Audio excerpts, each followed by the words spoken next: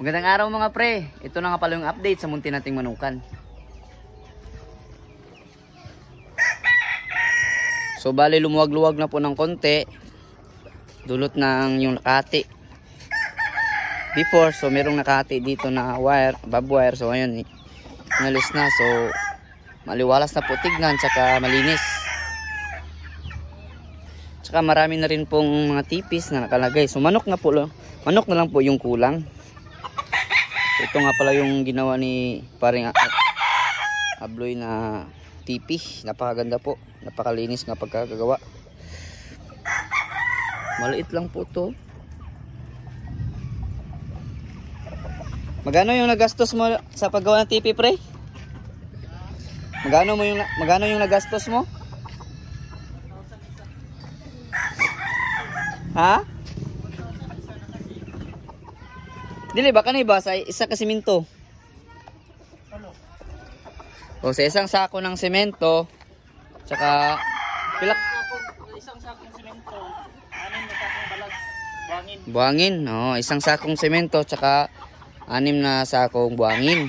So yung tatlong pares yung magagawa. So ito yun, oh, isa, ito yung isa. Tsaka ito yung isa rin. Ito yung isa. Hindi pa napapinturahan.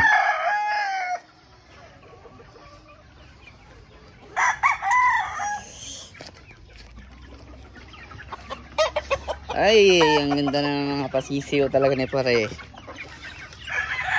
Pare, dyan lang muna yan pare, kasi maliit pa pare. Ang gusto ko pare, yung malaki-laki na ba? Yung pumapalag na. So balihin natin ha pala to.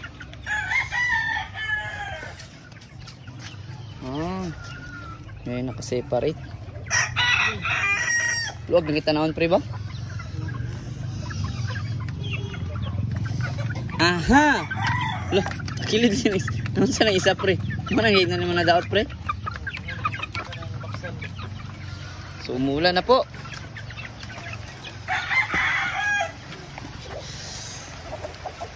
Ay. Ulan na pre bay.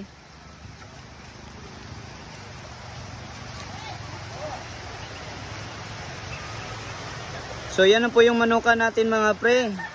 So pakunti-kunti. Pakunti-kunti lang muna. At least na meron tayong progress, no? So dati isang masuka lang to na lugar. Ngayon nagiging manukan na. So sana tuloy-tuloy na po. Yun lang po.